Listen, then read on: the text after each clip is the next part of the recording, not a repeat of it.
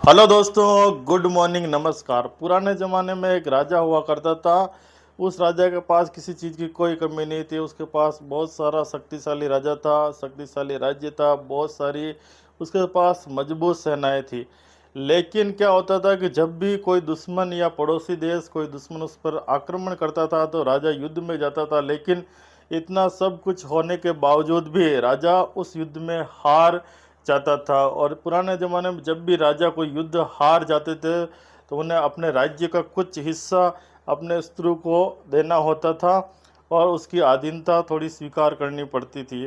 तो राजा इस तरीके से हारने से बहुत ही बड़ा परेशान हो गया और उसके समझ में नहीं आ रहा था कि इतना सब कुछ होने के बावजूद, इतनी बड़ी सेना होने के बावजूद भी मुझे हर बार युद्ध में हार क्यों मिलती थी। तो इसी से परेशान होकर राजा एक बार एक महात्मा के पास चले गए।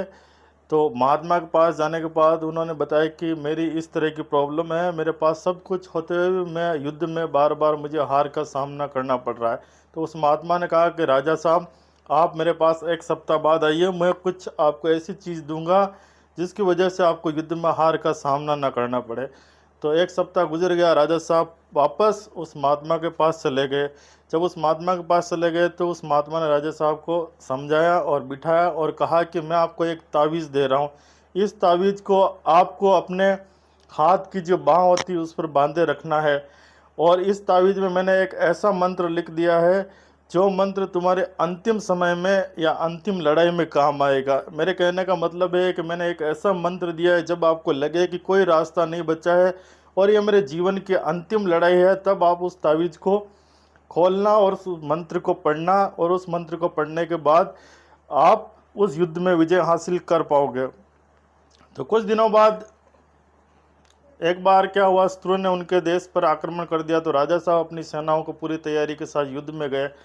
जब राजा साहब को लगने लगा कि युद्ध में मैं हार जाऊंगा, तो फिर उसने सोचा कि इस तावीज़ को खोल के पढ़ लेते हैं उस मंत्र को और फिर युद्ध करते हैं। लेकिन उनके मन में ख्याल आया कि ये मेरे जीवन की अंतिम लड़ाई नहीं है, मुझे इस अंतिम लड़ाई में ही इस तावीज़ का यूज करना है। तो राजा साहब ने अपने सैनिकों और सेनापतियों को आदेश दिया और पूरे जोश और जोश के साथ उस युद्ध को लड़ा और उस युद्ध में विजय हासिल की। ऐसा करते करते अपने जीवन काल में जब भी लड़ाई होती है और राजा साहब हारने की कगार पर होते हैं तो उन्हें वो तावीज़ की याद आ जाती है और वो सोचते हैं ये मेरे जीवन की अंतिम लड़ाई नहीं है।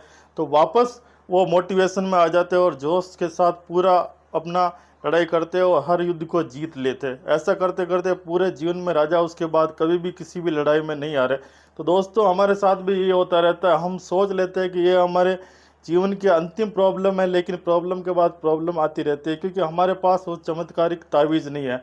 वो चमत्कारिक तावीज़ है विश्वास और कॉन्फिडेंस। ये चीज़ हमारे अंदर नहीं है क्योंकि हमें भी कहीं ना कहीं हम भटक जाते हैं, परेशानी आते ही हम परेशान हो जाते हैं। तो दोस्तों, हमें भी इस कहानी से कोई सीख लेनी चाहिए और हमें भी हमारे पास वो तावीज़ है, चमत्कारिक तावीज़, वो तावीज़ है मोटिवेशन, विश्वास और साहस।